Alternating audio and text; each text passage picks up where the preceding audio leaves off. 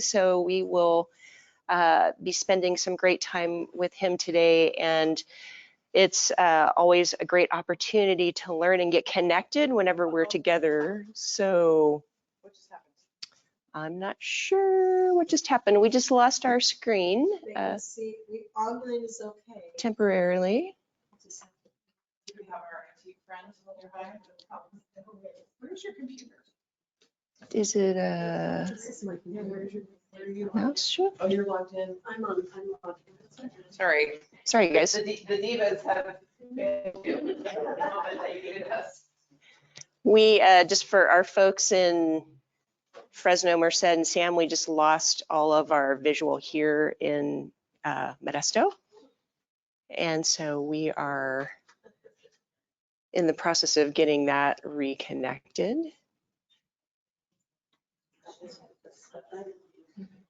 So bear with us for just a minute. Just so that you know, online people can still see everything.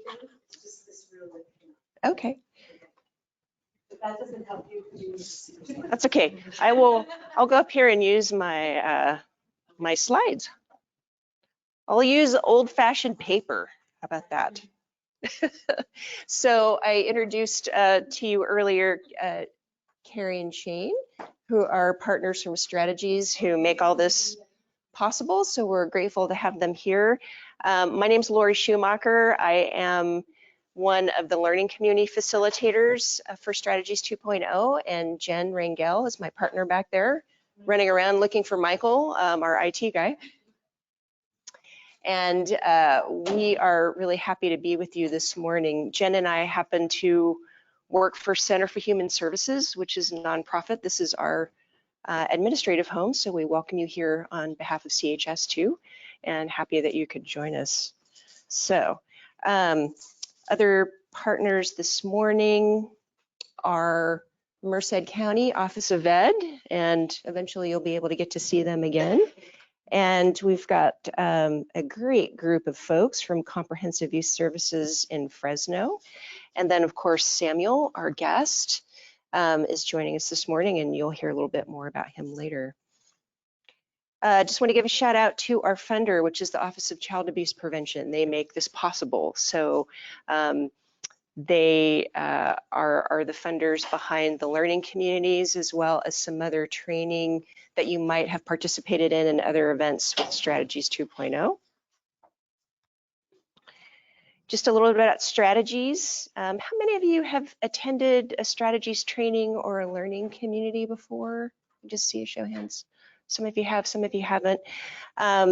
Strategies 2.0 is really a collaborative between the Child Abuse Prevention Center in Sacramento and the Children's Bureau, which is down in Southern California, and the Social Policy Institute, which is in San Diego. Those three agencies make up Strategies 2.0, and they work collectively to support professionals in the family strengthening field. Oh, here we go. I think your clicker will work now. Okay. Are we clicking, Jen? Mm-hmm. Okay. I'm going to move back over here, away from my old school paper. Okay. Okay, so just a little bit about Strategies. I mentioned that is our mission.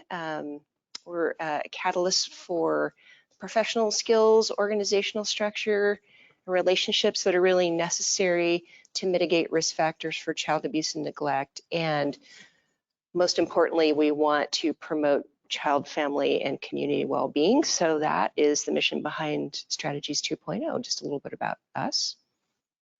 It's our tagline, growing knowledge and networks for professionals working with families. I feel like I should have that on a shirt or something. I don't, but Tattoos? Tattoo might be a good idea. Maybe someday. Yeah. Okay, so moving on from tattoos. There are lots of ways to get connected to Strategies. You successfully made it here this morning, so that means you already went to the website and you found us there under learning communities, but there are also some other great opportunities. There are trainings in your region. Carrie is also the webinar queen, so she has quite a slate of awesome webinars coming up. Shout out for the one coming up in March, because my BFF is one of your presenters, Catherine. Yes. Yes, that's going to be awesome. I have some handouts in the car that I will bring out so you can take those. Great, yeah. So lots of learning opportunities for you all. If you go to the strategies webpage, you'll see a resources link that you can click that can connect you to past learning communities. So for I think some of you were here in December. We were with Kathy in San Joaquin County at their Office of Ed, and we had Jen Johnson talking to us about how to promote resilience for children and families who have experienced trauma. It was excellent. So you can go on our website, get a link to get connected and watch that. It was really excellent as just one example, but there's lots on there. And the webinars are also. And the webinars are also on there, right? Yay. So you can find lots of great stuff in your downtime, which I'm sure you probably don't have a lot of, but when you do, this would be a good thing to do with it. So a little bit about learning communities. These are a little bit different than just a one-off training. So the reason that we do 4 and that they're all connected, we've been focused a lot on resilience this year. And so we're just looking at it through a couple different lenses. This time we're looking at really a little bit more as it relates to parental resilience and parent leadership and parent engagement. But the great thing about learning communities is that we can get connected to different partners that we don't normally see. And our hope is that we're really building practice throughout our networks and our communities so that when you leave here today, our hope is that you'll take some things away from this that you will try out wherever you go, and that come back and let us know what happened. We'll be talking a little bit about some people who did that, who were at our December learning community with Jen and some of the things that they've tried. So the idea is really to build family strengthening across regions, so not just let it sit with you today and then you walk out the door and you forget about it. So that's why it's a little bit different than a training. And so in terms of how that happens and growing your own network, you can see this is a new diagram that we've added just to sort of illustrate how this can grow from your start here. You can be connected to many people in your community. You have partners that you work with, or maybe partners that you engage with on occasion. You've got coworkers around you. You've got families that you're engaging. So there's lots of ways to use what you're learning here that doesn't just stay in this room with you. All right. Just a little bit about our learning community and environment. We're pretty mellow and easy.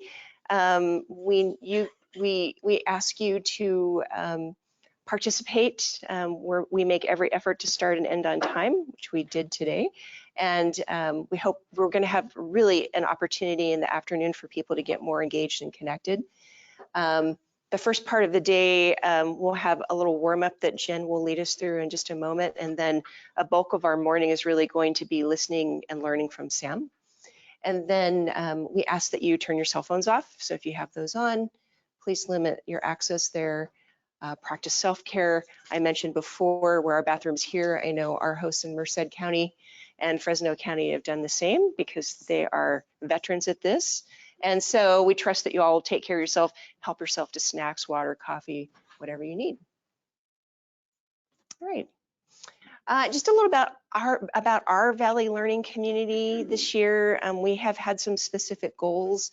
When we started last year, we began to look at some specific areas as it relates to building resiliency, and the feedback that we got from folks is they wanted to do more and go deeper in that. So one of our goals is to really build on what we began to learn last year about the protective factors and how those support resiliency.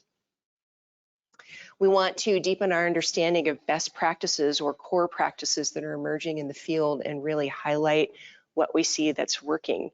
And that's one of the reasons why we have Sam with us today. We've heard really amazing things about the work that they're doing through the Little House, in particularly as it relates to their parents. And then, as I said before, we want to leave you with some tangible things when you go today that you can say, I am going to go back and try this and see what happens. or I have, some energy around doing something new in my program. So we're really interested in creating a space for that to happen here. Objectives, we are going to be looking at highlighting community-based parent engagement programs, as I said with Sam. We want to learn ways that parents can contribute. So not seeing parents as just recipients of a service, but really as folks that can contribute and support the work that we're all doing collectively and individually wherever we are. And we, again, want to leave you with some hands-on strategies to use in the field when you leave here. All right. If you're into social media, which I am, but on this day I can't really manage to do much of it, but I do enjoy reflecting on it. But we do Strategies 2.0 is on Instagram and Facebook. Really active page. So that's actually another cool resource. If you go on their Facebook page, there's a lot of great articles and resources posted there too. So we welcome you to take photos, check in, hashtag Valley LC, hashtag build resilience. That's us if you post anything. And then just a little bit about the day, as I mentioned, I will invite Jen up in a moment. We'll get going. We'll spend time with Sam, learning from him. We will take a lunch break from noon to 1, and we'll let you know if you're new in the area. We can get you connected to some places nearby and help out with that. And then we'll have some time in the afternoon to kind of break down some of the things that we learned and reflect on that, and we'll do some evaluation. You'll be out the door probably between 2 and 3, depending on how our flow goes. All right, Jen, you are on.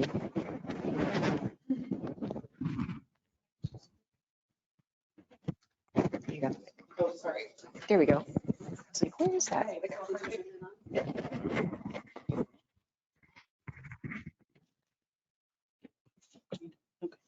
So good morning. If everyone can stand up, the sites, if you all can stand up.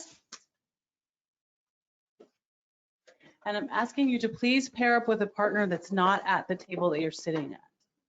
So pair up with a partner that's not at the table you're at.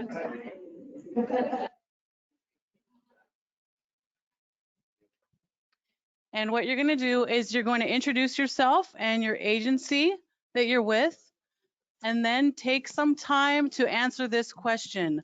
What drains your energy and how do you build it back up?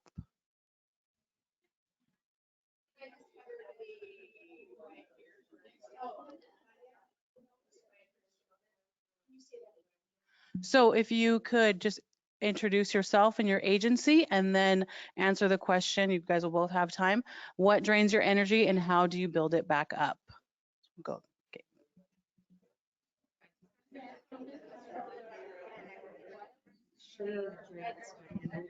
I know. The way that I build it back up is by actually spending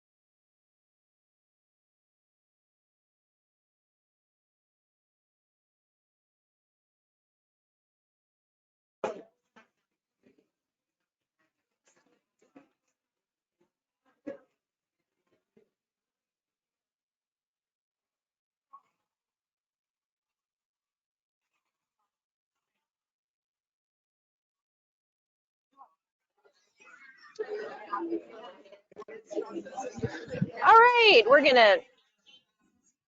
gonna welcome everybody back. If you could finish up your conversation and take a seat. Jen, could you tell people to do that here? Thank you. Thank you all. Trusting you had some good conversation, good connection.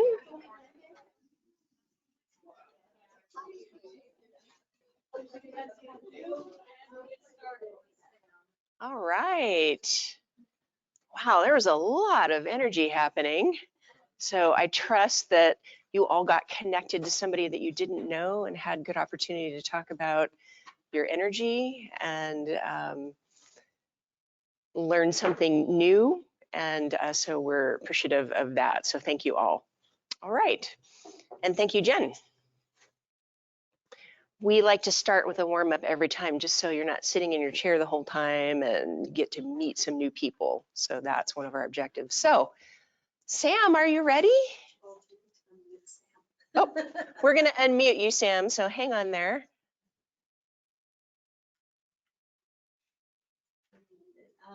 Our technology diva is on it. He does not have him talk.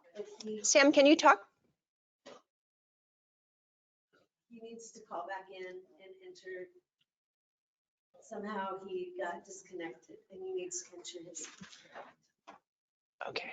Hi, Sam. Somehow you got disconnected on the phone, so I need you to call back in, enter that access code and your PIN number again.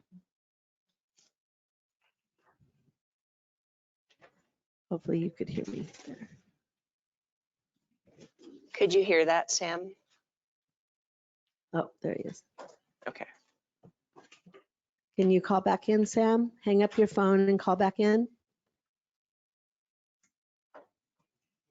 Looks like he's doing it, entering it in.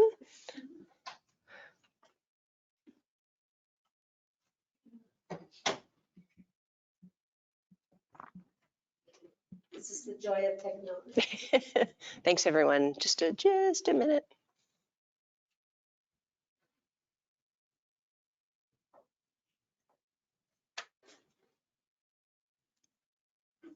And we should be able to hear you now. Good morning. Okay. Can you hear me? Hi. Yes, Sam, we can hear Hey. you. Yay. Awesome. Woo.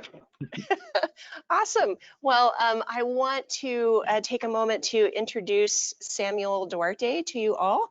Sam's, for those of you remotely, you can see him up in the corner. And Sam, we're just really grateful to have you with us this morning. And we're eager to learn about the work that you're doing in your community. And so, Sam, just what I'm going to do is ask questions, and then you can see the slideshow in front of you. Just let us know when you want to forward to the next slide, and we'll take care of that in this end, okay? Sounds good. Okay, all righty. All right, so first question is pretty easy. Tell us a little about yourself and why you do what you do. All right. So good morning, everyone. It's good to be here. And so my work started actually in the Central Valley. I'm actually from, I don't know if anyone knows Corcoran. That's where I was raised. And then I lived in Fresno for quite some time. My parents were actually pastors in Corcoran, and my dad was doing a lot of, he should have been a social worker, I think, instead of a pastor, because he was doing a lot of more, outreach and social justice type of work in the town of Corcoran. So 10 years ago, we moved to Santa Barbara. I actually worked at a nonprofit in Hanford called Produce Incorporated. I was there for about 5 years. So 10 years ago, when we moved to the Central Coast, I was able to get a case management position at the Little House for the Park. At the time, it was known as the Family Resource Center, and it was focused on basic services, case management, referrals type of work. And so that's where that's where the evolution, the new sort of evolution of the Family Service Center began, and we began adding a more of a parent engagement component that was a bit more meaningful than I think traditional nonprofits tend to do. Awesome. Thanks for Mhm. sharing that. Tell us a little bit about your community in Guadalupe, the people who live there. What's it like? So Guadalupe is a population around 8,000, something like that. I'm sure it's higher now, but it's about 96% Latino agricultural workers, high percent, the majority agricultural workers. We're surrounded by a lot of strawberry fields and broccoli fields, and there's a large, not necessarily here in Guadalupe, but about 10 miles out in Santa Maria, a large indigenous population. We have a certain percentage here, but not as much.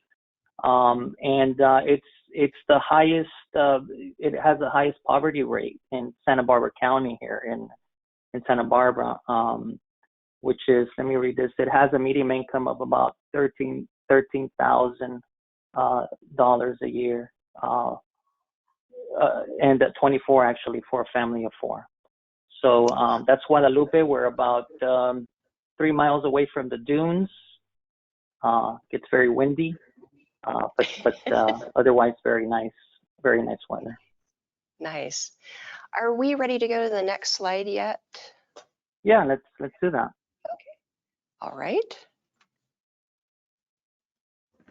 Okay. Tell us just a little bit about, you started to talk a little bit about the beginning of the Little House. Can you tell us a little bit more about the history and your mission and your vision? Yeah, so the mission of the Little House by the Park is to offer essential services that you can see there on the screen, work alongside Guadalupe families, connecting the arts, education, and leadership development for the creation of an equitable and robust community. That's a mission statement that we developed probably 9 years ago as we were moving towards more of the parent engagement component. If we can move to the next slide, a bit of our history. So the Little House was established by the Guadalupe Union School District as a resource center for the families. You know, before the Little House was here, it was the teachers who were actually dealing with a lot of the issues that their students and their families were facing. They were the ones making calls and taking time to do that. And so the Little House by the Park was largely funded by a private donor, and then some funding came from the school district to take that piece from their hands and actually make it more affordable. So that's how we were funded. This was in 1992 that happened. And so if you move to the next slide, you know, again, I mentioned basic services. Our focus from 1992 to 2010 was counseling, Medi-Cal, applications, referrals, utility assistance, nutritional workshops, general application assistance, dental screenings, weekly and monthly food assistance, among other basic services stuff. But then in 2010, if you move to the next slide, there was an initiative within the county known as the Thrive Collaborative Initiative. And the idea was to create a network of support in the entire county, but specifically in five cities and towns in Santa Barbara. And Guadalupe was chosen as one of those towns. And the idea was to identify agencies and partners who were doing different types of work and create a network and sort of decentralize ourselves and be more collaboration.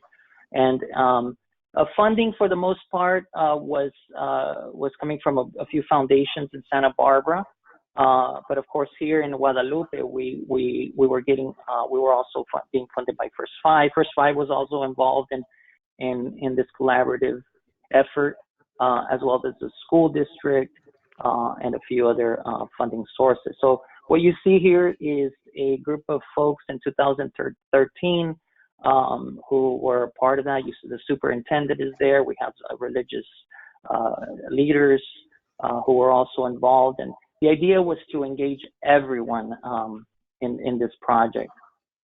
And so one of the goals was to also make sure that we included parents in this committee or in this project. But we found it difficult to recruit because of different factors. You go to meetings and it's the agencies or the staff in agencies who are getting paid to be there, but parents are not necessarily. They don't have the means to either go there, or they don't have the initiative sometimes for economic reasons. And so what we did in Guadalupe is we began adding a stipend in the grants that we wrote, so that we could have some parent representation. We thought it was a fair thing to do, and it became pretty successful in terms of getting folks involved. We would also offer transportation and things like that. And so parent engagement became our focus. What happened, if you move to the next slide, is, am I going, do you want me to keep going, right? Do you have any questions? You're good, yeah. You're good. You're okay, just, good. yeah, you're Awesome. all good here. Okay. I know it's weird when you're All in a right. room by yourself talking and we're all here listening to you in other places. Yeah. So far, Okay, so good. All right. So we all know that, increasing parent engagement is very important. And students do much better in school. And when parents are involved and they see parents actually, being in the classroom as volunteers and doing different projects. Traditionally, I think schools, they recruit parents for parent engagement for fundraisers or to ride in the bus with their kids, and they call that parent engagement. But we wanted it to be more meaningful. As you can see, there's some of the things we offer for the parents to be involved in the collaborative was offer stipends, offer childcare, transportation, and autonomy. So I think autonomy and space ownership was very important to offer our parents.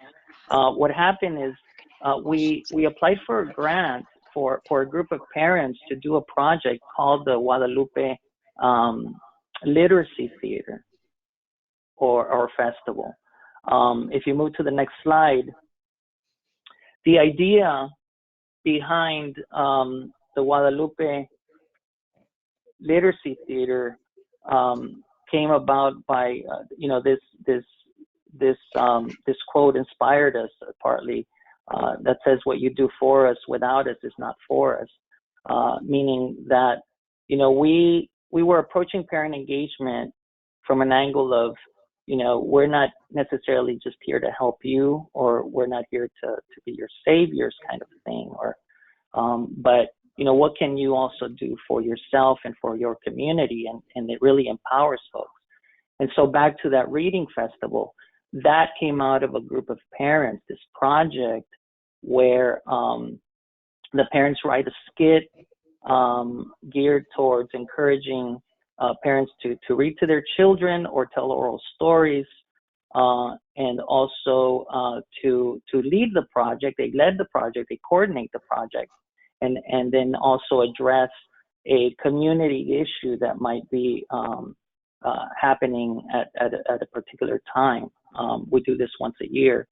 If you move to the next slide. So Sam, when they came, yeah, go ahead. Sorry, I just want to comment. That is a really amazing quote, and I think that that's really our focus. And it's interesting that for a lot of us as service providers, the first thing that we probably wouldn't have come up with is a literacy theater. So how did How did you all allow that to evolve, or how did that really generate with the parents? Well, it was very difficult to move away from the service oriented sort of tradition. But again, you know, the grant that we got, you know, we're pretty lucky that we have some foundations in Santa Barbara who fund projects that are not necessarily program stat, you know, oriented. So it gives us a lot of flexibility to do this type of work. And so when we received, it was a small grant. You know, the first year we did the parent academy reading festival. We actually we had a budget of about $1,500 or something like that, and we were actually, I was the parent engagement coordinator at the time, and so we went out to trash bins to get some pallets and cardboard, and you know, it was very grassroots and the way we created, but it was a beautiful stage. I mean, the creativity that these parents brought was pretty amazing. And one of the things they addressed in one of our first parent reading festivals was the quality of interpretation or lack of interpretation in the school board meetings. And so that was, and I'll show you in a few slides some of the things that the parents accomplished in terms of advocating for services needs, both in community and the school district. That was very critical for them to be involved. Thank you for that. Yeah. But I think, you know, I think what happened was that when we started seeing folks, there's certain types of people who are more program oriented, we feel, right? So they're good with stats, with inputting and things like that. But we, you know, eventually, you know, some of those folks throughout the years, they started sort of leaving because, you know, a lot of people don't like unpredictability in their position. So we started hiring folks who were even outside of the social, you know, social work arena, and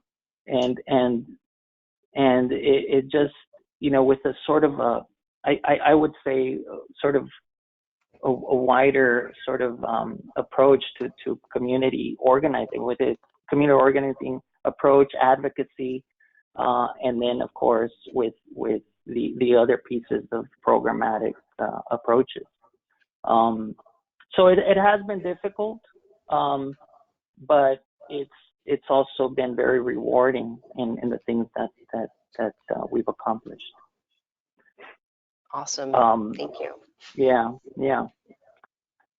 So out of the parent, I don't know which one came first, but eventually the parents organized and they came up with a name for themselves. They called themselves the Thrive Guadalupe Community Changers, mostly women. And the purpose was to improve and increase parent community representation in advisory committees, boards, and other decision-making positions critical to creating a more equitable community. That began to be, it was not only for the Thrive initiative, but we also wanted to make sure that parents were actually involved in these other, you know, committees and boards and bodies that made important decisions. And we served as the support to train them in the lingo, you know, and to introduce them to partners, and, you know, and for them to feel comfortable entering an institution and feeling like it's their own, you know. So we even changed the dynamics, the space, right? We opened it up. We gave parents a key to the center with the alarm code, and they're free to use it whenever they want.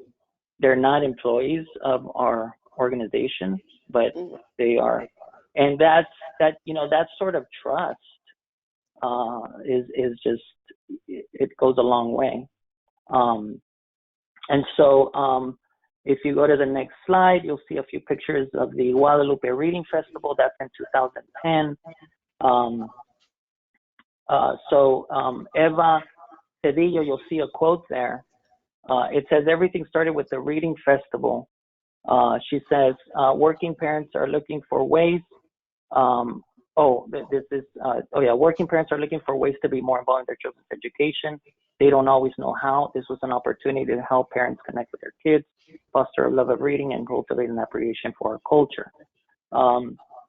One of the pictures there, you'll see it's a Touch of Style Car Club members. So during the reading festival, we recruit members from the community to read. Oh, if you go to the next slide, you'll see those pictures. So these guys came in and they were very hesitant. I coached them on how to read and add a little bit of, excitement to their reading. They were very intimidated, but by the end of our little 1 hour session, they were like actors. They were acting the book. So, yeah. So they loved it and they read to kids, and we had, we bring in the chief of police to read. We bring in the fire department folks, and so during our reading festival, that's what happened. And then the parents put on the show. They put on a skit. Last year they did one with encourage the love of reading, parent engagement, but always with a serious social issue that's happening at the time.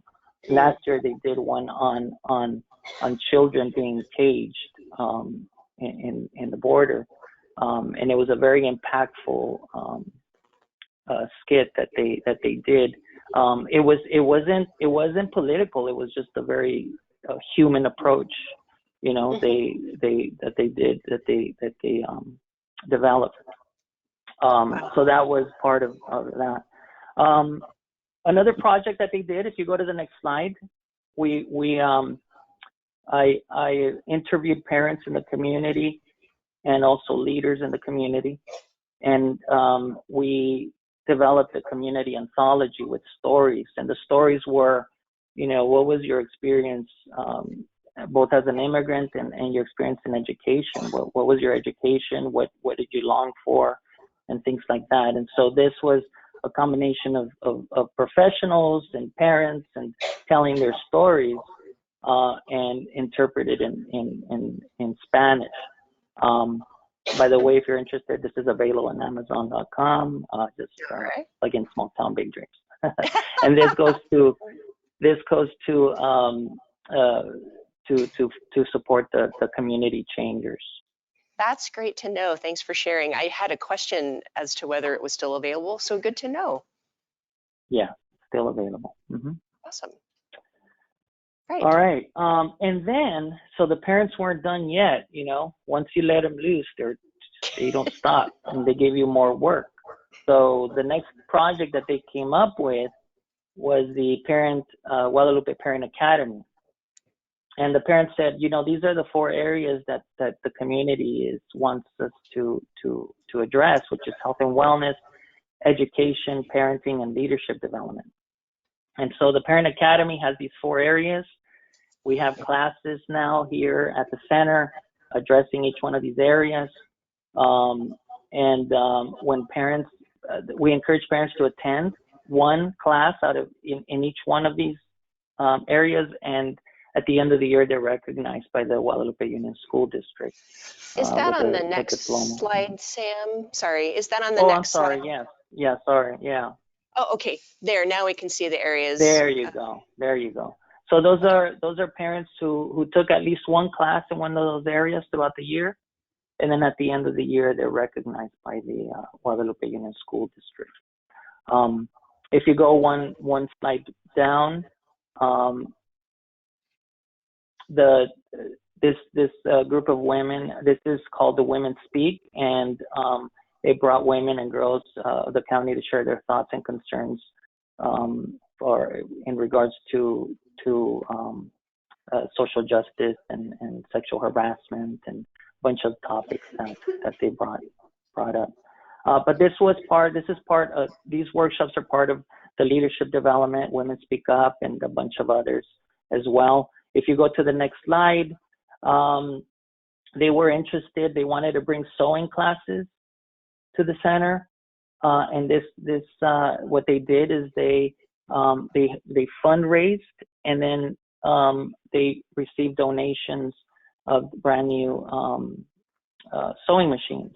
And we have Allen Hancock College out of Santa Maria. We have 2 classes every week. It's a very successful class. We have English classes. We've had GED and parenting and health and wellness classes and a bunch of others. So the women, a big donation came from a housing authority here after the women of the community changers advocated for affordable housing. The city council had said no first time around, or they were leaning towards no. And then the following week, the women showed up and they spoke on behalf of the Affordable Housing Corporation. So Sam, I have a question for you. Sure. So you talked a little bit about, obviously I know that you don't have a really large staff at the little house. So can you tell us a little bit more about some of the roles that the parents and the community play to support the work that's happening? You mentioned a few things like the literacy theater, but what else are they doing?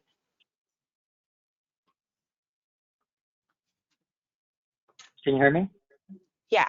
Did you catch all that? Yes, I got it. Yes. Okay, so, good. Yeah, so they meet once a month.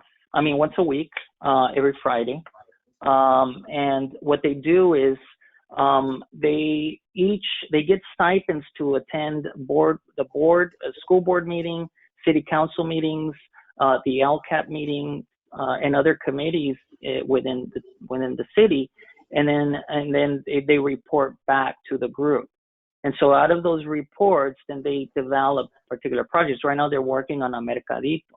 They want to bring a farmer's market to town with an entrepreneurship slant, and they want to include the sewing class and see how they can sell their items in the mercadito, as well as, of course, expand and welcome everyone else within the community. So that's one of their major projects right now that they're developing.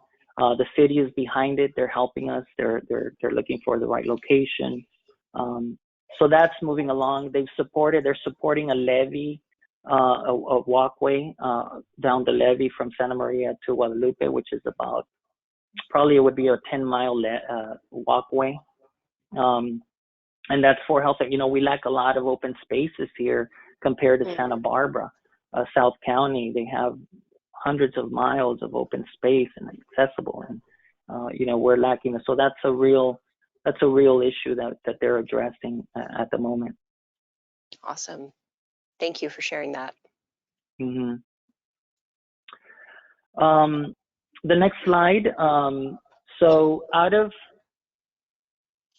when the parents did the Guadalupe Reading Festival, and they were doing their skits and building their stages, the idea was also for kids to be involved, right? So their children and students, and so they played a big part in a lot of these skits, and they play a big part in a lot of these skits.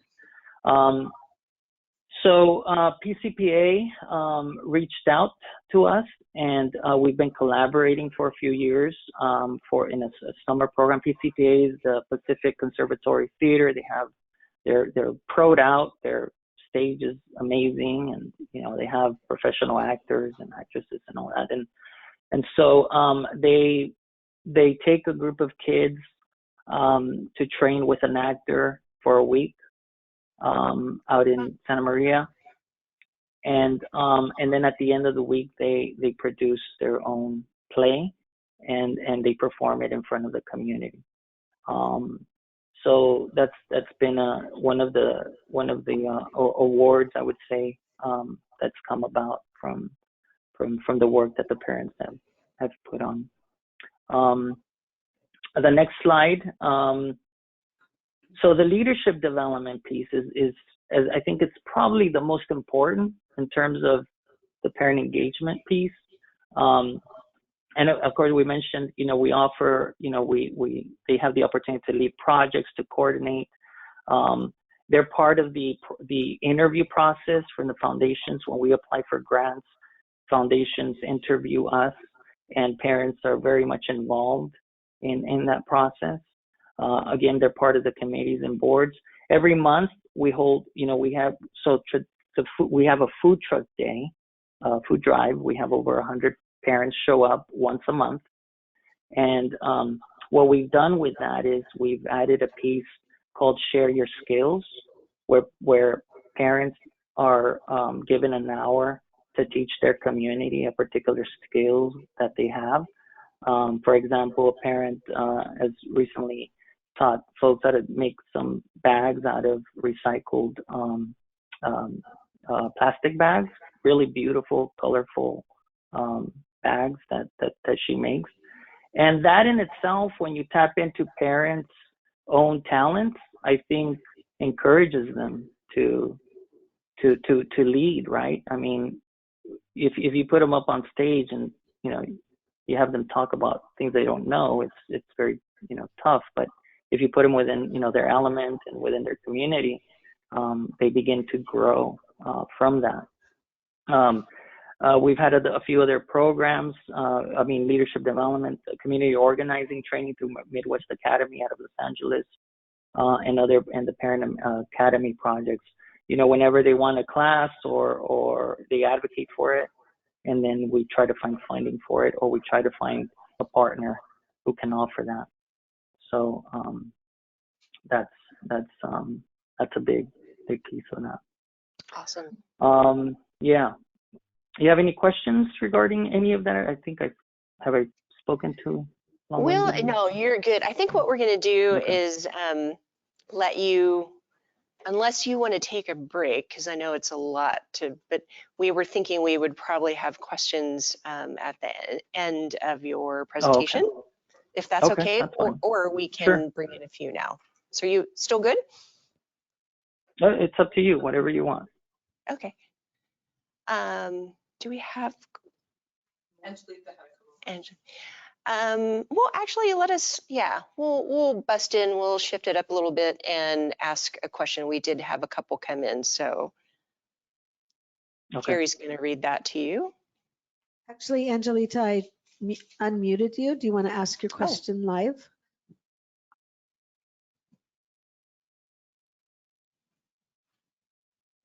Hi, my questions are really about the stipend. So we've been looking at our organization to potentially do this. So my first question is, it's really about the logistics. How, one is, how did you determine the amount? Two, who was willing to fund that? And three, is there a particular protocol or systems in place so that for when the auditors come in, it's all the really agency questions versus the other piece, the programmatic piece?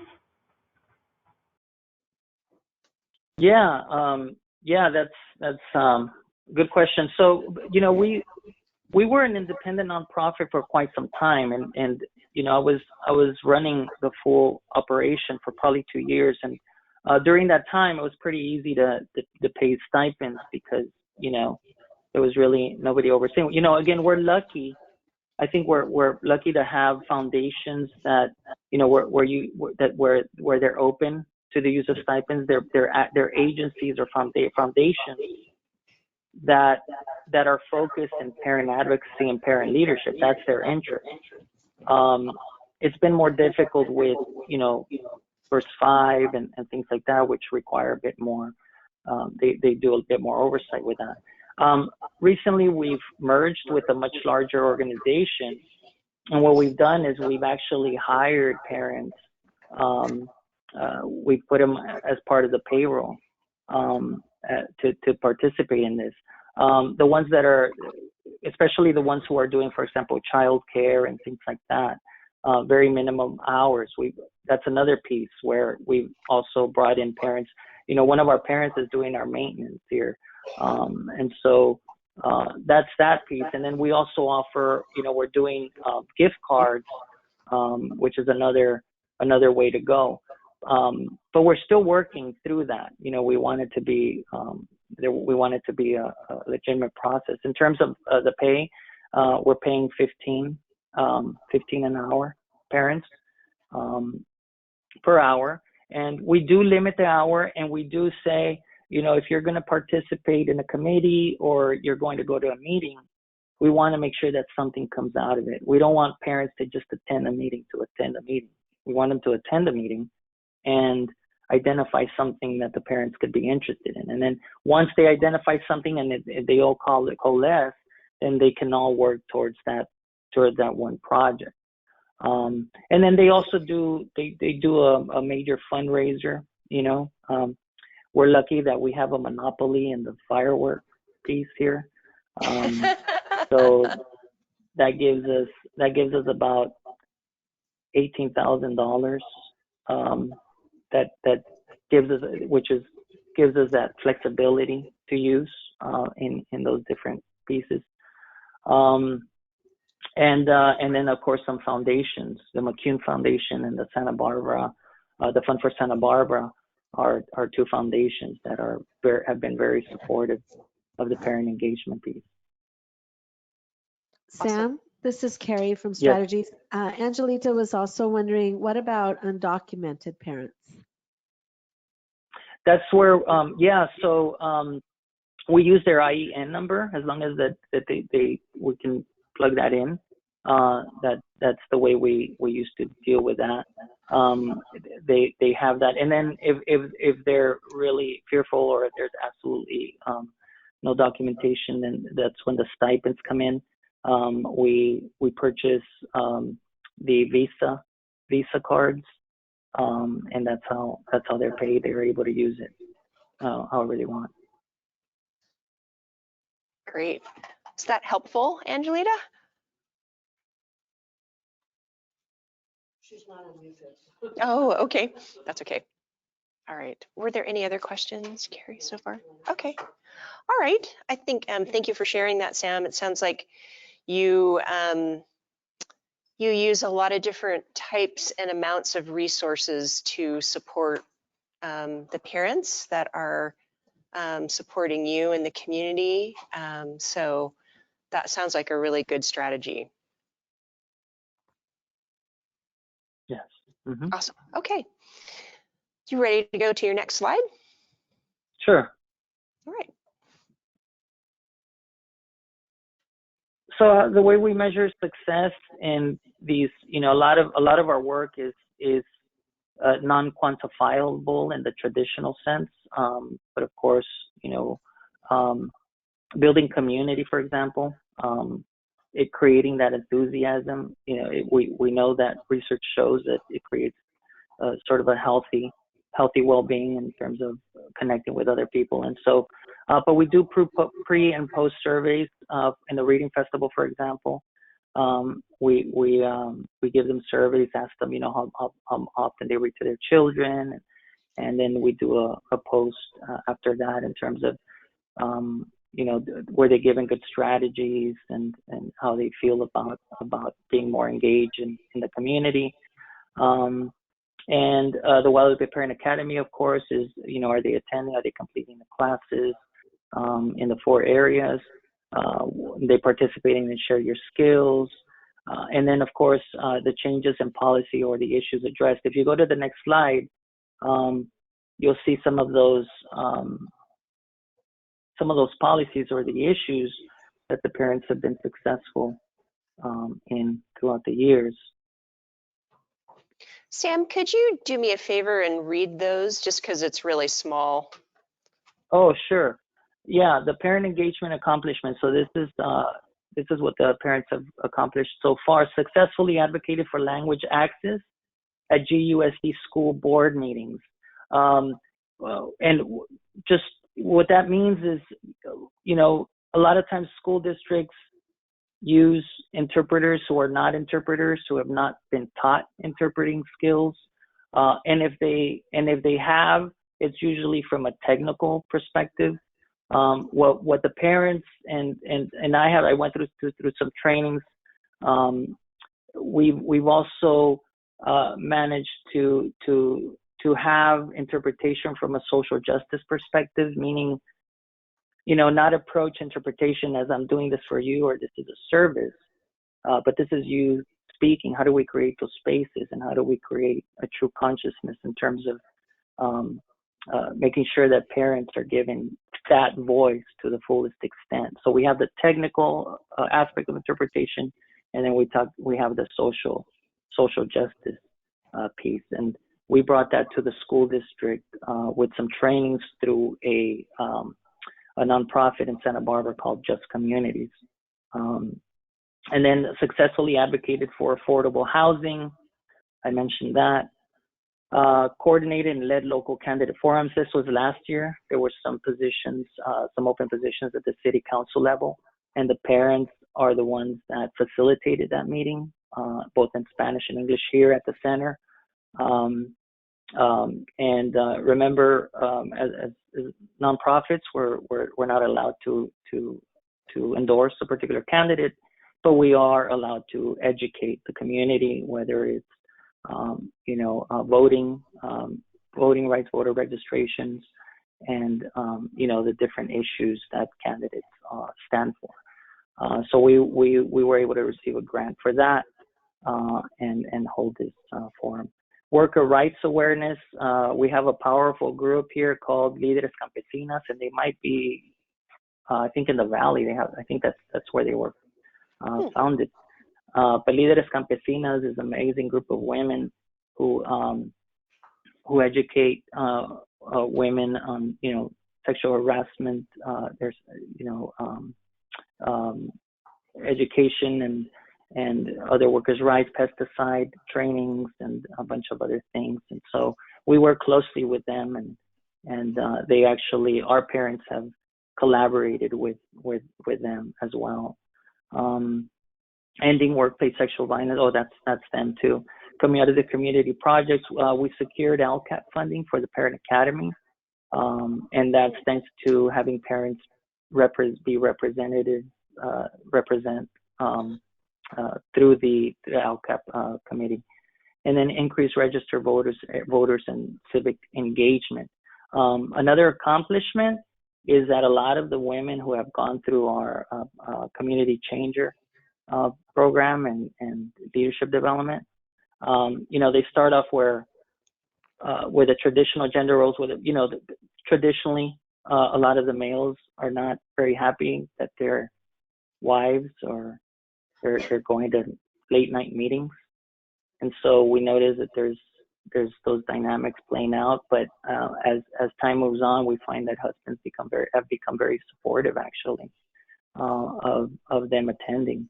And so we've seen those cultural shifts become more positive. Sam, Yeah. are the community changers connected to the Parent Academy, or could you talk a little bit about that?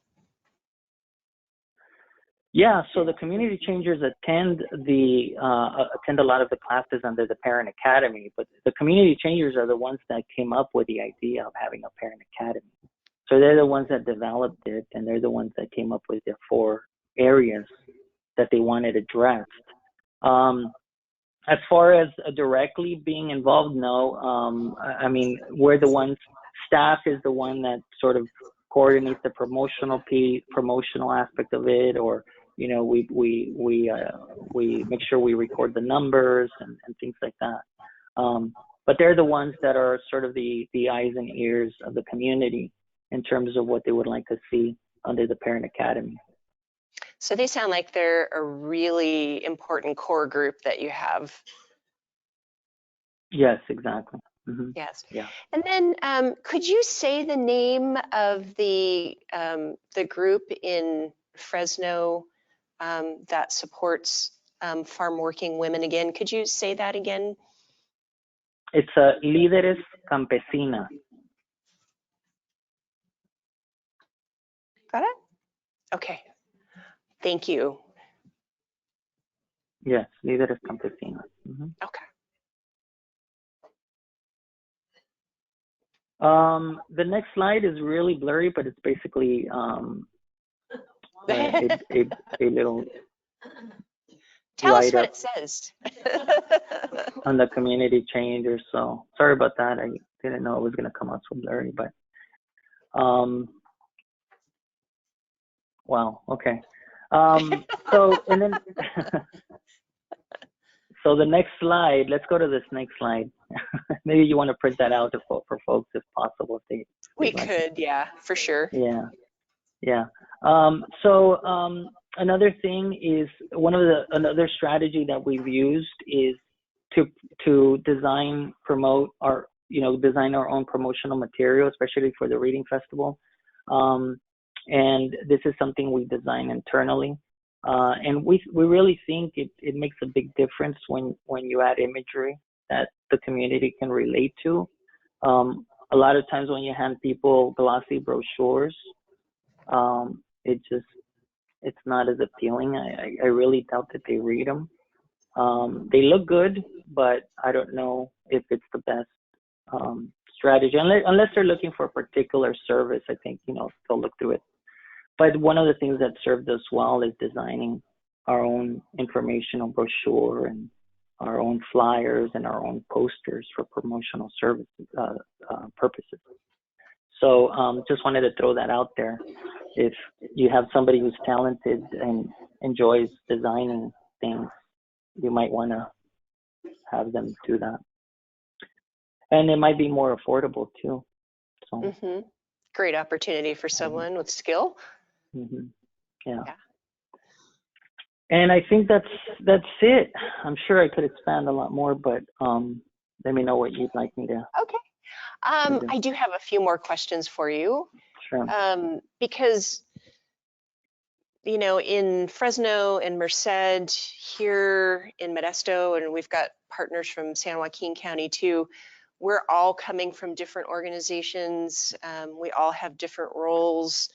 We're engaged, somehow in support of children and families. But can you talk us through how the shift, just a little bit about how the staff responded, or maybe some of your traditional partners, to the movement from you being a service provider, right? So you provided a lot of concrete needs, food, clothing, and so on, to more of a parent-driven, a parent-led focus. Can you talk a little bit more about that?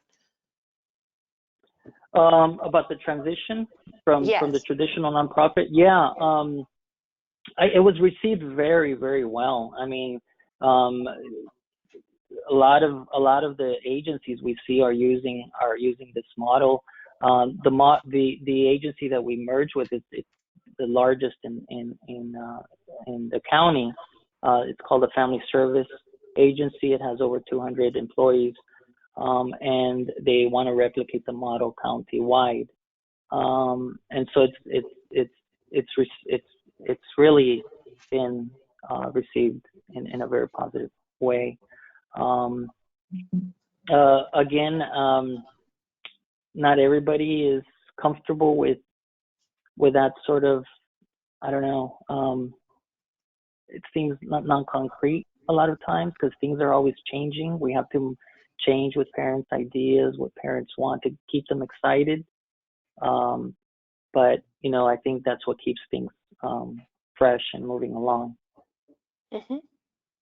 Great. How can you tell us what is different now versus in the very beginning?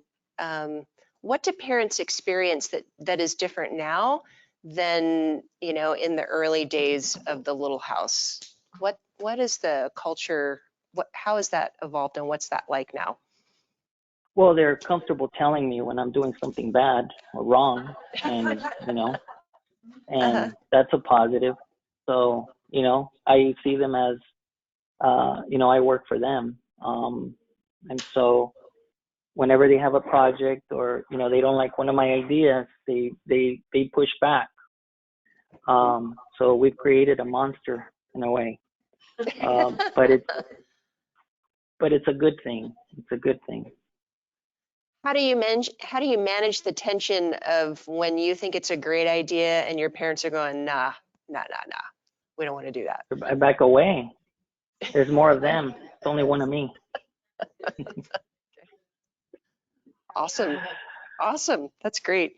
And how do you manage to keep parents engaged and thriving in the work they're doing? Because we know even those of us in the field, we all go through periods where, moving forward sometimes is a little rough. So how do you keep your parents engaged? And are there any specific strategies you use in support of them while they're, connected to you all and doing work in the community?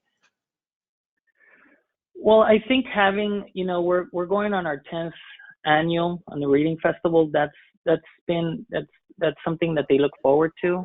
And then, so having that constant, that's a project that's a constant, but then meeting once a week and keeping that momentum is very important. So they meet and they have their own board. They develop their own board, and they make those decisions.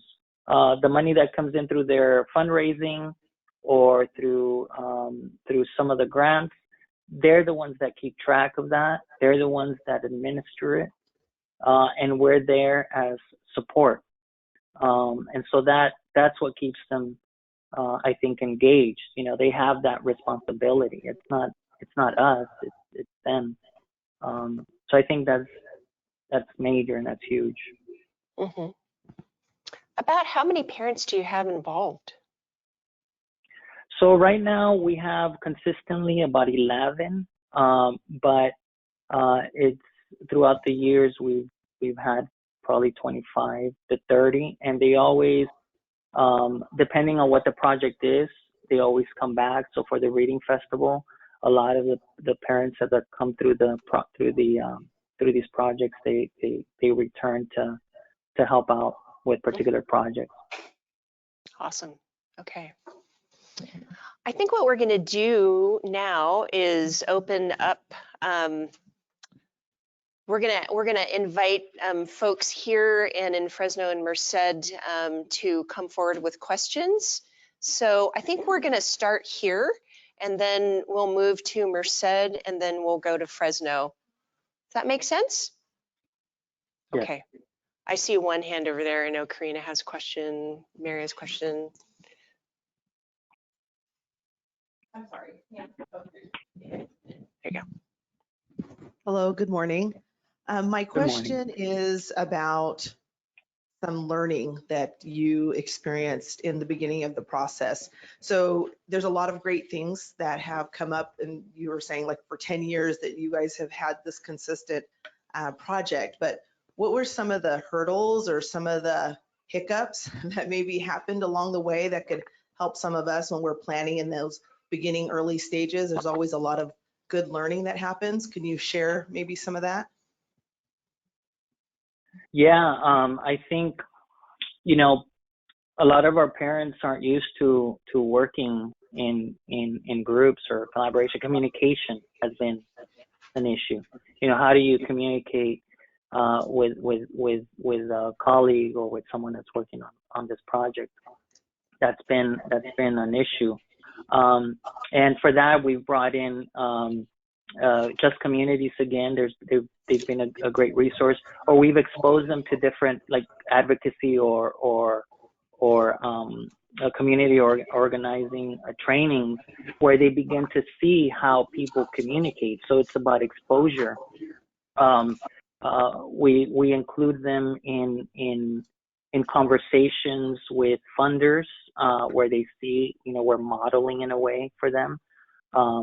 But I think that's been the biggest challenge, when you put somebody in charge to be the costume director, and somebody else has a better idea, and the dynamics begin to go a bit nuts.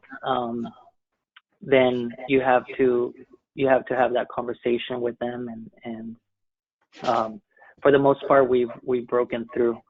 But definitely that's been the biggest challenge.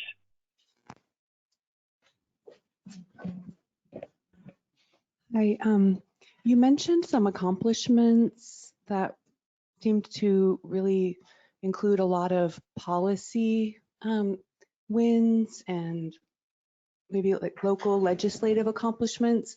I'm curious from your perspective, what you would see as statewide legislative priorities or priorities in terms of advocacy with your elected officials that are important in your community or with the parents that you work with? Right. Some of our parents, two of our parents actually went to the state legislature to advocate for immigrant rights and women's advocate for more women's education in terms of sexual harassment rights. And so I think one of our biggest concerns is immigration issue. There's a lot of fear here. We're seeing that people are becoming a bit more isolated, and there's just a overall hesitation to that. But one of the ways that they're addressing it is by starting locally and trying to identify for example, the county supervisor that represents them. Which supervisor would address their concerns in the most effective way. And so they meet with the supervisor, they meet with the mayor, they have conversations, and that's the way they sort of share what's going on, their concerns, and become informed. Because for example, the census that's coming up, which is a big thing, big issue, and there's a lot of fear that could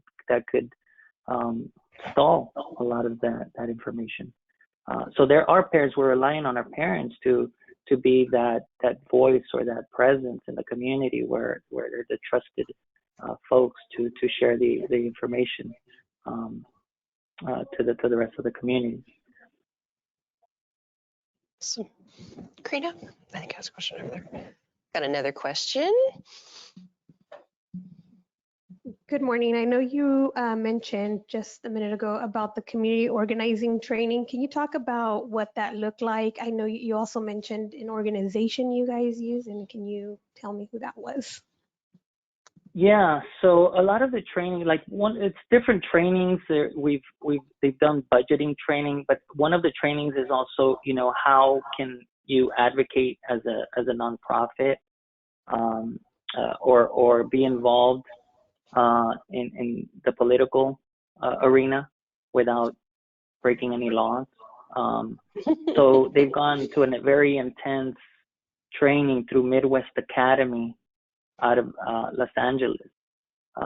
It's a week long, I believe, but they're taught how to organize, how to have meetings in their homes with information, voting registration, what that entails, and things like that. One of the organizations that's been very helpful, I mentioned, is Just Communities, and they focus on a lot of social justice issues. There's also an organization called Cause, and they focus more on immigrant rights and environmental justice. They've gone to a few trainings on that. Food and Water Watch has been a partner, and parents have distributed information on clean water and food safety. So those are just a few of those organizations. There's a few more, but those are a few. Thank you. Any more questions here?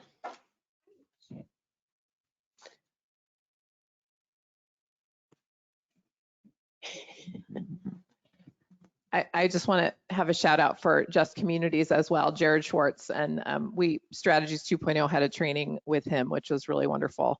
Awesome. I just wanted to ask you how Ventura and Santa Barbara counties had their share of tragedies over the last few years, natural disasters and such. I was just curious if any of that, the Thomas Fire or the mudslides in Santa Barbara, or the 101 being shut down was quite traumatic for the community. I know you're North County, so you're a bit far from that, but I was just curious if any of that changed any of your programming, or if you did anything differently around that time to help accommodate for families. Well, they cut our funding because some of the foundations, of course, the tragedy, required. They shifted some of their funding to go to assist South County. So that, I think that was the biggest change. The Santa Barbara Foundation actually shifted a big portion of the one of their grants that was going towards the work up here. They shifted it to South County for that reason. All right. Any more questions here? Okay. Okay, we will motor on down 99 a little south to Monica Merced. Hi, Monica. We're going to unmute you because we can't hear you yet.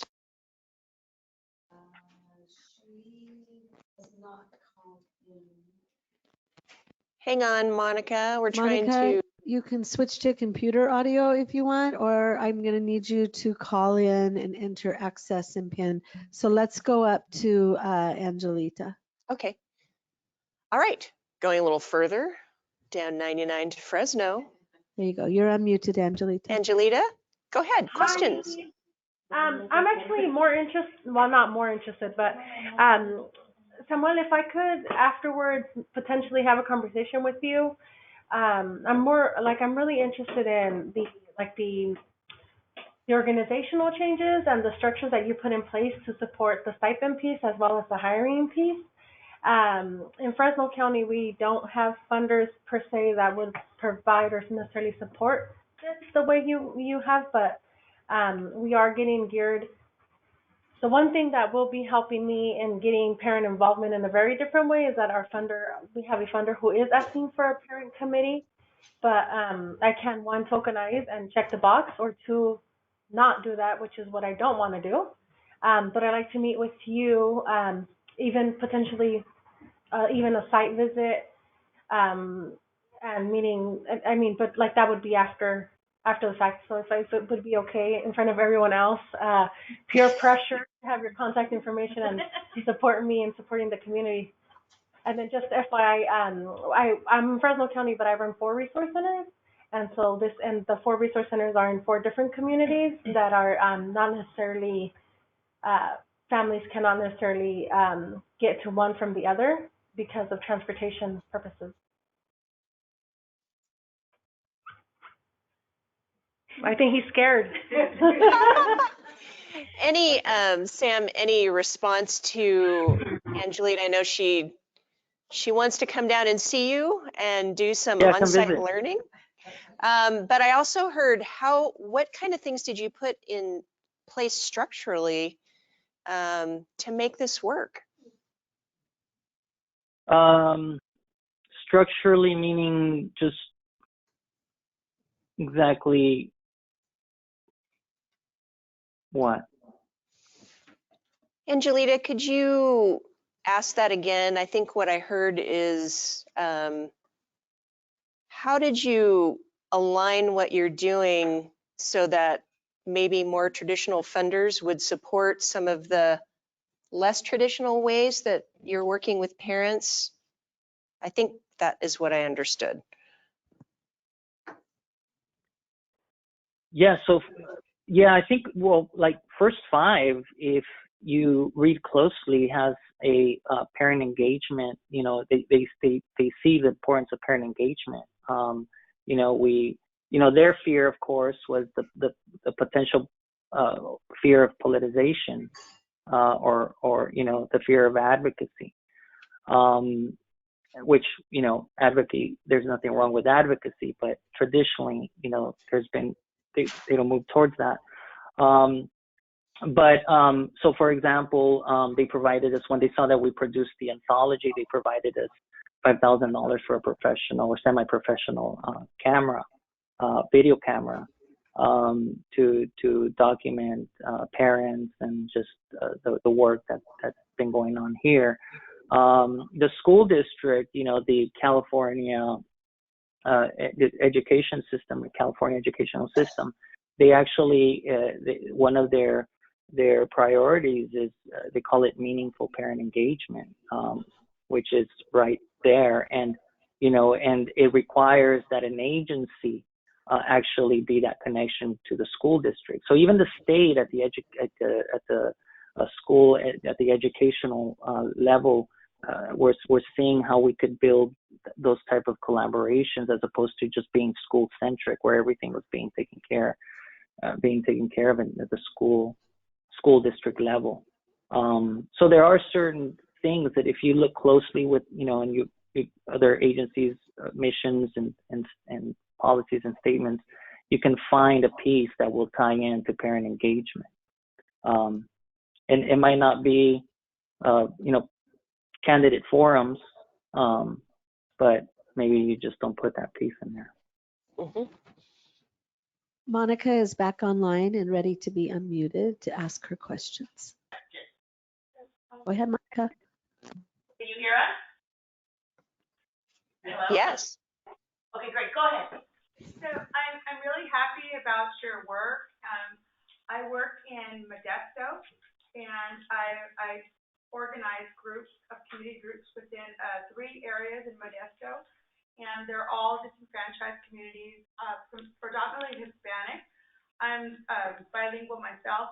One of the things that you said that was so poignant is that once they do take ownership of their programs, they do run it, and that's the beauty of it. And I think that's the most exciting part of the work that we do, is that when they finally get it, that it's theirs, they model that and replicate that with other social groups which they're tied to, whether it be church, a sewing group, like you said, or any kind of people that they are doing activities with. They want to spread the knowledge, and I think that's the greatest gift that we as advocates give to our community, is that we're able to give the tools to them and they run with it. So thank you for what you do. Thank you for that. Exactly. Next is the question. Yes. Any other questions or comments, Monica, from your group? And if you could get closer to the microphone, that would be great. Yes. Wow, that sounds great. Can you tell us what your school board meetings look like now with appropriate interpretation? Who's doing it? How does it work? What's it look like? What kind of community do you have at board meetings? So, so before our merger, our staff was doing the interpretation. So we all got trained in community interpretation. So there's no certification for interpretation, but there are some trainings that you can go to. There's one, an excellent one called community interpretation, and it's a week-long intense training, and that's a technical piece. And then just communities helped us with the social justice piece. And so staff, part of our work is to have staff develop a lot of the skills, especially from that, not the programmatic, but more of the advocacy and community organizing aspect of it. So we used to do that. They provide the equipment. Right now we're working on an MOU to continue providing that. In the meantime, they have a parent liaison in their school who has also gone through these trainings.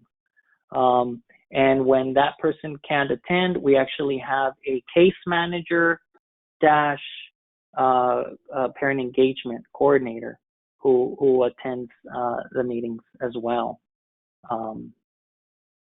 So that's how we do that. And it's the simultaneous interpretation that we do.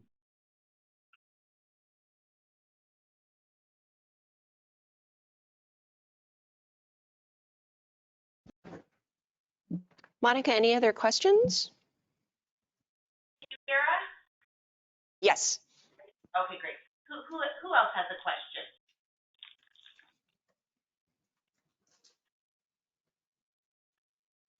I think one of my questions coming off of Patty's question is, so basically you're sending one representative to different meetings and they get a stipend, and then they come back to another meeting that happens once a week to report this information. Do you also see other parents now attending meetings who do not receive the stipend?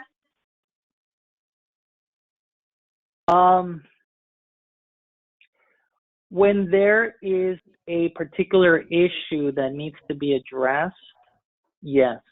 So when parents advocated for the LCAP money to come to the center for the parent engagement piece, it started with the internal group of parents. And then they created the buzz and the information. They sent out the information and the need for more community parents to show up. So during that meeting, we had up to 40 parents show up. And so that's the purpose of our core group, right? They have that relationship with the community. And when things are critical or when there's an issue that needs to be resolved, that's when they bring everyone in, including for the affordable housing piece. Not every parent that went to the meeting was getting a stipend, but everyone saw the critical aspect of this decision. And do you have a lead parent who typically attends these meetings, or is it open to whoever attends can get a stipend, or does it rotate? Yeah, they rotate. So our parents, when they meet, they decide who's going to attend which meeting, and they try to keep it. They try to keep that meeting consistently for at least a year, and so that information is that parent is also becoming educated in a more consistent way. Great, thank you. Let me check to see if we have any other questions in the room. Any other questions or thoughts? How often do you change that whole So there's a question in the room, how often are your groups of parents changing? But it's probably open to any parent at any given time, right? Or how do you recruit parents to come? It is always changing, and it is always changing. The parents are recruiting, but it's also we recruit depending on a particular issue that's happening and people are interested. So it's always changing. I mentioned before that we've had quite a number of parents come through the community changers these past 10 years. A lot of them we've seen them grow and move on to getting more better jobs, better positions.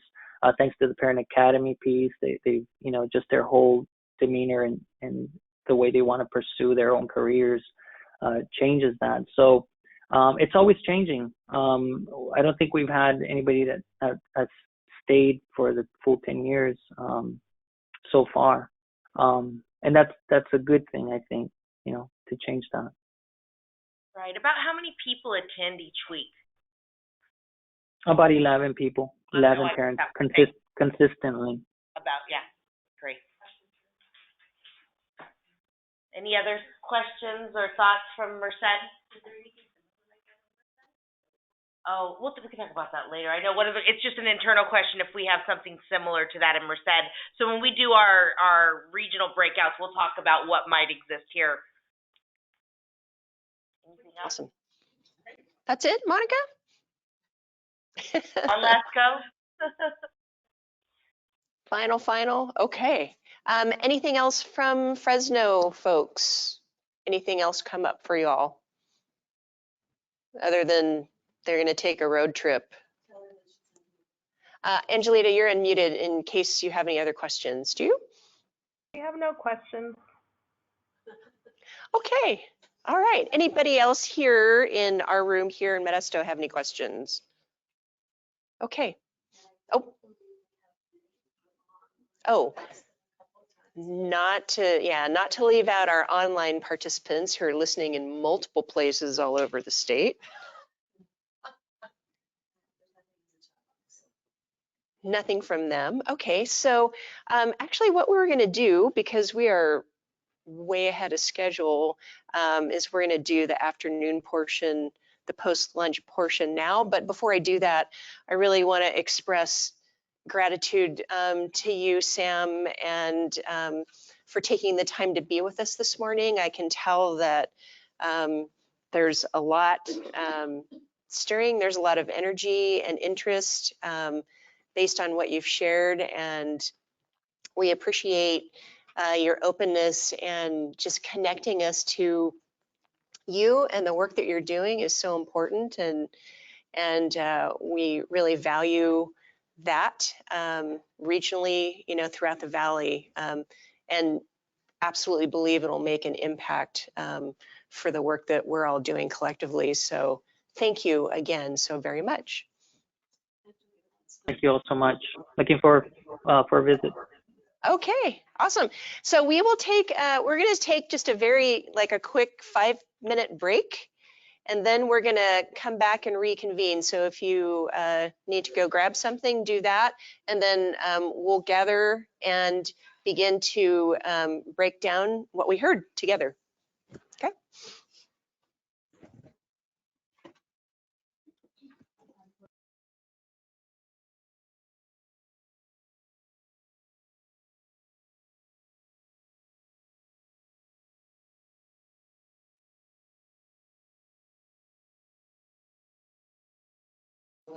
So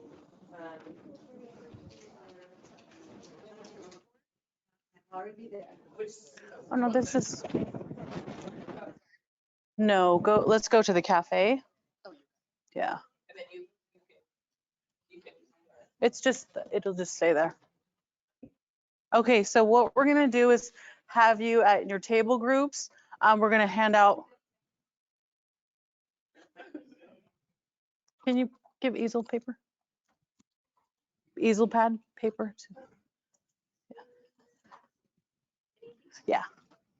So the first question if you can all, so Violetta, just join any table. So at your tables, you're gonna go through these questions.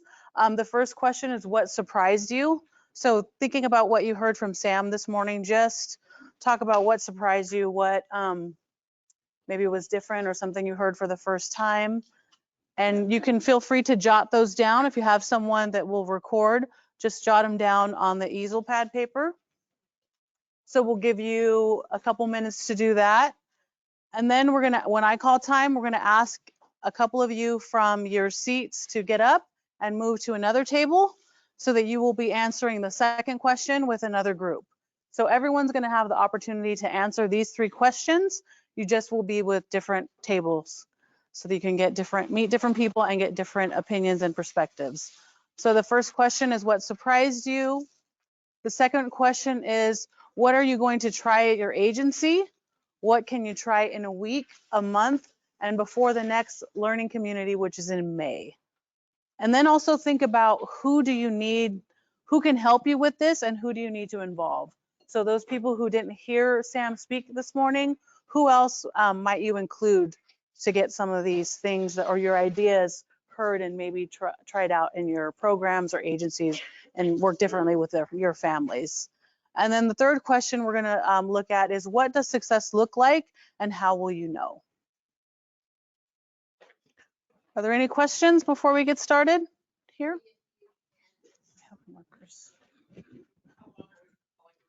So we have, sometimes we're doing a shift, we'll do like maybe 7 minutes for each question, and then we'll come back. Okay.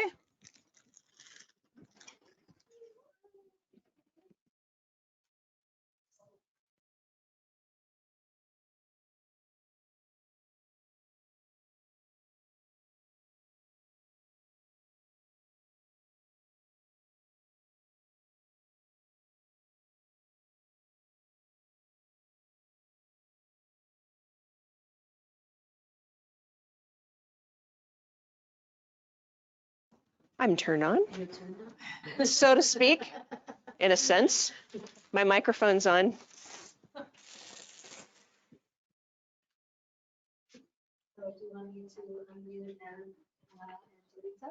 Yes. All right. So welcome back, Angelita and Monica. I hope you all had some really great sharing and conversation together. And so what we want to do right now is just hear a few of the highlights that came up for you in the conversation in terms of what surprised you, what will you try, and what does success look like if all this goes really well and we take our learning and put it to work. Okay, Angelita, we'll start with you. Hello?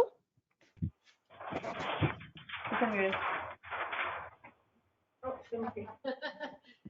This is a theme. Can someone read? So you are awful. The theme, okay, there. The theme for number one was building relationships that facilitated commitment of parents for their chance of programming, for their choice of programming. Sorry. Great. That's awesome.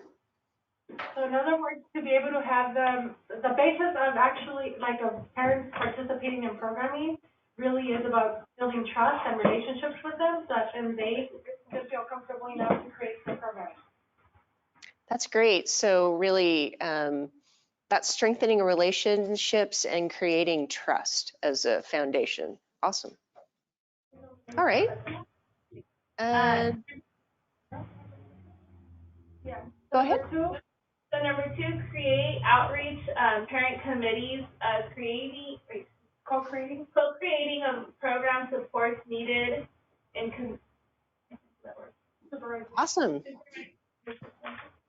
So having, working together to really identify programming supports and needs. That's great.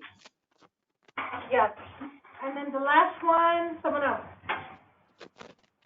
Connection and independent relationship with parents, CPOs, districts, co-creation of programming with the direct compensation benefit for participants or community or parents. So like not only having parents co-design programming, but also really looking at a way so that they can benefit. Since most CBOs and or leaders are paid for to be there, then some type of money or compensation to be given to the family. That's great. Sounds like you had some really great discussion about ways to move forward. And we'll be anxious to see if you take a road trip and get over to see the little house live and in person. So thank you for sharing all that. Thank you. I think he said that all of us could show up at once. Just kidding. Yes, I'm really interested. Yeah, a flash mob, Shane says. The community of Guadalupe will double in size with one visit. Awesome. Okay, so let's move a little north. Monica, let's hear from you all some of your highlights, what came up. Okay, so what surprised us overall, you know, there's such an impressive impact that has already occurred in such a small community, and given the fact that it's most likely a migrant population too, so you've got different parents always coming to the table. We thought it was interesting that the key and the access code are given to parents, you know, that are not employed by the agency. So that's certainly something for us all to think about, and, you know, how and when could we ever get to that level of really being equal partners to where we can give a key in the access code to our office buildings.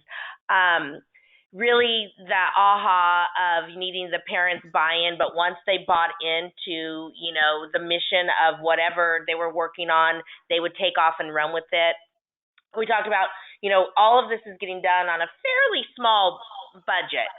And then our number two, we started thinking about what programs were available in our own county, and that's how we really spent the time focusing on what do we have that looks similar to what might be going on in Guadalupe. And I think there was more going on in our county than we realized. And then number three, what does success look like and how will we know? we said it would be no more us versus them, no more agency versus parents, and that equity would become part of all of our conversations, and it would just be how we talk about everything through an equity lens, and then really thinking through making sure that we gain trust first before asking or telling parents to do anything.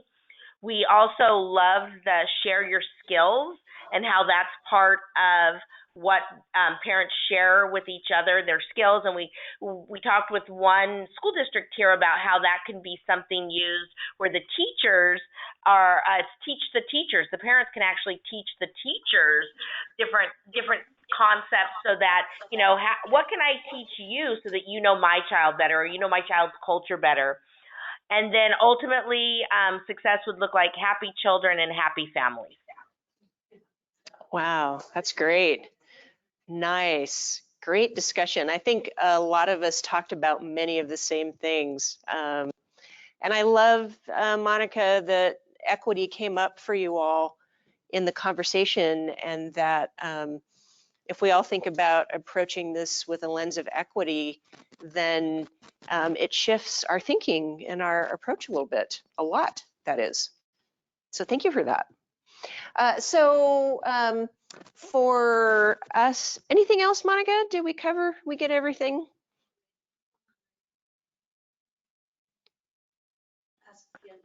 We're good, thank you. Yeah, we're good, okay. Carrie, was there anybody online? Anybody had any comments? Okay. So for us, what we heard in terms of what surprised us was some very similar things. The keys and access to buildings was, I think, across the board, sort of a amazing, idea. And I think there were a lot of people that talked about that. But also the amount of work that they've accomplished in what they've done with really, a modest budget and not a ton of people.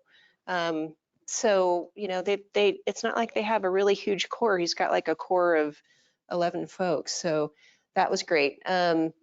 We also were surprised about just all the innovative ways that they are partnering and who they're partnering with, and the fact that they include parents on foundation interviews to really speak to the program instead of staff speaking to the program.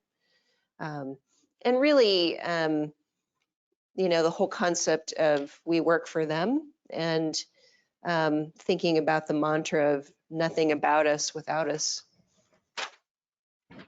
And then on the second question, in terms of, what do we do? What are we going to try? Many folks here are committed to going back to some of their decision makers in the organizations and having conversation about what they learned, and, trying to move some of this forward from that way. And to look for, to really begin to be that spark for advocacy, so parents can really get very actively involved. So I think, because what we heard Sam say is that, right, everybody has some sort of parent engagement, but is it really parent engagement? It's like, not necessarily. So creating opportunities for real parent feedback and voice to happen, role modeling this, using stipends, really, so people here are really interested in exploring ways that parents can be tangibly reinforced, in addition to what happens to them internally when they participate and they give back.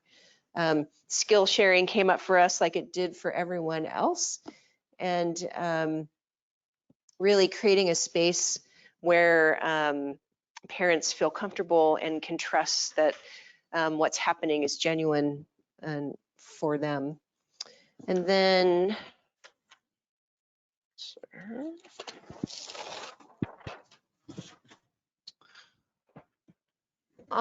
thank you, thank you, Jen. And so and then to the third question, what does success look like? we saw many of the same things, but one of the things that came up was that we'd see the structure and policy looking a lot different in our communities, with more parents actively engaged and really advocating on behalf of families in their communities. Parent leaders really facilitating their own groups, and so not necessarily generated by a program or an agency, but really by parents. Consistent participation and activity happening, and then that internally parents will experience something positive that will motivate them to continue. So those are some of the things that we saw in terms of success. So it sounds like we had some really great conversation across the board there. Anybody have any other comments about what you discussed? Anybody? No? Okay. Next slide, Jen. Okay. Oh, it's super small. Okay. So got it? Okay. So we do have one more learning community this year coming up. It will be May 20th. So put that on your calendars. We're going to continue our resilience theme by looking at community resiliency and what that takes. And so we had some requests from folks last year to really delve into creating partnerships. So it feels like sort of a natural progression. We're talking about parents and, what does a community need to really support resilience in different ways. So that is coming up on the 20th. I do want to invite everyone to make sure that you fill out your evaluation. It's really helpful to us to get your feedback, and we appreciate it very much. So please fill that out, and you can just leave it on your table. And then, yeah, so. Can I also say that we have a training the next day on it's our facilitating change talk training, if I remember correctly. So the motivational interviewing techniques that very next day after your learning community here in Modesto at the Sutter. Oh, okay. Sutter Training Center. So there's a training opportunity the following day. Right, thank you. So once again, thank you all very much for being here. We are ending early, so that is extra bonus. And then Carrie has some handouts for upcoming webinars, so please feel free to grab one of those. And again, to register, you go onto the Strategies website. Yes. I have a question. So yes. The one that you were just mentioning about the next day, is it actually for facilitators or for us for facilitating support groups or? Okay. Yeah. The title is Facilitating Change Talk, but it's basically for anybody who's working with families who want some tips on using motivational interviewing techniques. So facilitators is a general term. Yes. Yeah. Mm-hmm. Yeah. Yeah. And then I do want to say, and I want to reiterate this to our partners, we are following up to find out what people are putting into practice. And so Jen reached out to all of our learning community folks, and we had several people respond about what they were trying as a result of participating in the last community when we had Jen Johnson with us, and we're talking about strategies that they were going to take away to try in their work with children and families who have experienced trauma. So what kind of resiliency building things were they going to do? So we will be sending out gift cards to people who responded to us. So just heads up, we will ask that of you all. So before we reconvene in May, so pay attention for that. We will be sending out slides, handouts, any materials that we have, because I know it's sometimes really hard to see on the screen, but we'll be sending that out to anybody who participated today. And so we'll make sure that we have everybody's address if you signed in, and if you registered, we're good. All right. Any questions or anything? All right.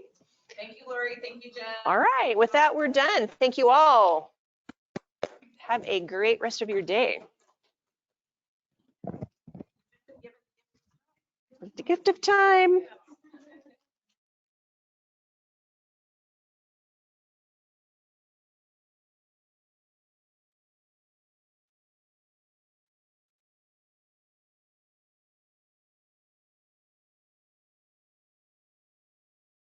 Bye, Monica.